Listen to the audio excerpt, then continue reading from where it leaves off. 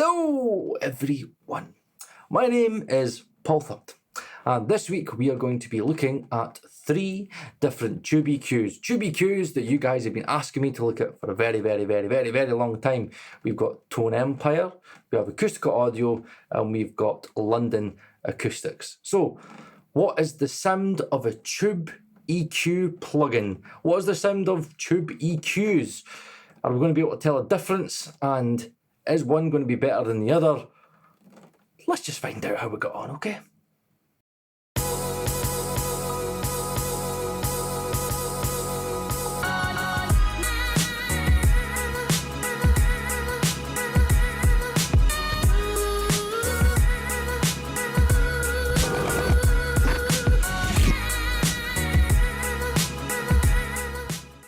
Now, before we start, apologies that the vocals are mic'd up this week. Long story short, it wasn't booting and I found out that it's to do with a wee lithium battery, so it's running off AC power. I'm not guaranteed that it's going to boot all the time, so it's sitting over there and I've basically got everything set up ready to go. If I unplug it and move it over here, it might not boot again and I have no video, so I'm not taking that chance, right? I'm getting a new battery sorted out. It'll be fixed for your next video, okay? I promise. So, tube EQs. Now, everybody kind of knows, again, that whole thing about tube gear that is meant to give you warmth, it's meant to kind of smooth everything out, and you just get this lovely harmonic content and everything sounds rich and lovely. So I thought, know what, let's just kind of test that out. And as well, it kind of stops you guys from moaning, because Acustica just released the Cobalt 2 that upgraded everything. I think basically they resampled the hardware. So I'm going to do the Cobalt 2, and I've got Tone Empire, because everybody's been moaning at me that after I did the Goliath video, they're like, Paul, you need to do more Tone Empire because we really like the sound of the Goliath. So we've got the Tone Empire Black Q in, and then we've got the London Acoustics Verona that came out at the end of last year, if I'm right, okay? Now, you do not need, it's a Nebula plugin, but you can use the Nebula free plugin. Now, if you get confused with the whole like Nebula stuff and about like Tim Petrick plugins, Tim Cupwise, and London Acoustics and DB Quadro and stuff like that, and the reasons why you need to buy the full versions of Nebula 4 to use those guys, but for London Acoustics that we're doing today, you can use the Nebula free player. There's a video, links in the description, you can check that out for yourself, okay? So we're going to be doing the London Acoustics Verona, which has had rave reviews. So what I've done is I've set them up on kick, snare, overheads, bass and guitar. And so what I'm going to do is I'm going to play them one after the other, and then we'll go end the video with how these things sound like in the context of a mix, okay? So the settings will be on the screen for you, okay? And I've set them basically as kind of good as I think I could get them. They're all kind of roughly the same, but there is going to be differences. There's no point setting these plugins the exact same way because there are different Q factors. They're just different units. They're just going to sound different, okay? So they're as kind of good as I could get them and tweaked kind of back and forth to see if I can get them all sounding kind of the best they could be. So let's get straight into it. Kick, snare, overheads, bass, guitar. Let's do it.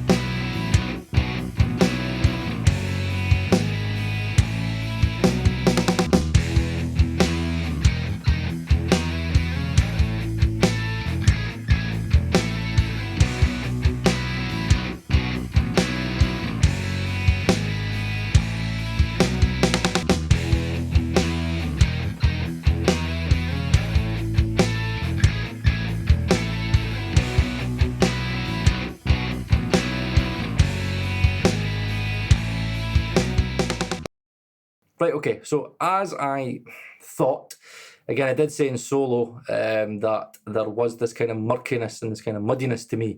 I don't know if it's intermodulation distortion, maybe. I shouldn't be aliasing because it's time 6 oversampling. But I don't know. It just doesn't sound clear to me, and I don't like it. I just don't like it. It really lacks the width of the other two. Now, in terms of the Cobalt and the Verona, I think this one's going to split opinion. Genuinely, I think I'll split opinion. The good points of the Cobalt is the fact that it does have that very, very, very, it's got a lot of nice cut in it, a little bit more definition, a little bit more maybe like 3D character coming out the speakers a little bit. It's definitely got that kind of crispness in the high end, a lot of detail in the high end. But the Verona, if you were to say, Paul, which one would you prefer? I would probably say the Verona, because I think that sounds most like what I thought tube gear was going to sound like. There's a smoothness and there's more width in the Verona to me. I was very surprised when you hear them all together. It just really beautifully smooths everything out. The cymbals are really, and again, I've kind of pushed the cymbals maybe a wee bit more than I should have, but just so you can kind of hear everything in the context of the mix, just so you can kind of pick everything out. But I do think, for me personally, that the Verona has the most width, and everything has a little bit more depth in terms of how everything sits in the mix. Got that kind of nice kind of warmth and that kind of like low end push of the, like in the guitars and the bass. You can pick everything out. It doesn't sound muddy, especially for it being so limited to 3 bands, but there's a smoothness. There's just an overall smoothness to it. Everything's gel. I think everything gels really nicely together, and it comes down, it's completely subjective.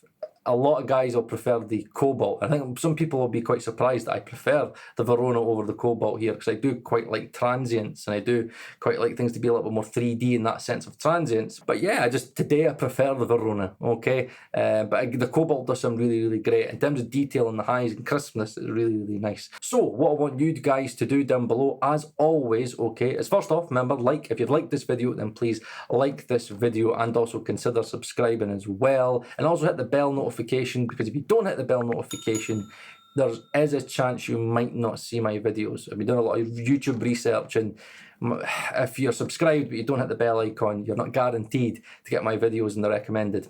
I know, it just depends how many people you're subscribed to. So I do suggest you subscribe, click the bell icon, and I also suggest that you maybe consider hitting that join button down below so you can become a member of Mixing Wednesdays as well, get behind the scene access, and also have a say in the plugin shootouts that we do. And also you get to know about my ideas before anybody else. So guys, what we'll do is we will end this video with a final playback so you can hear the dry versus the Cobalt versus the Verona one last time, just so you can hear it against the dry. There's no point comparing it against the Tone Empire, because me personally, I just don't like it.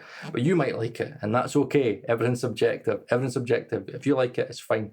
It's just not my cup of tea, okay? So let's end this video with a final comparison of the dry, the Cobalt, and the London Acoustics Verona. And remember, let me know in the comment section down below what you think, which one you preferred, and which one sounds most like tube gear to you. See you soon.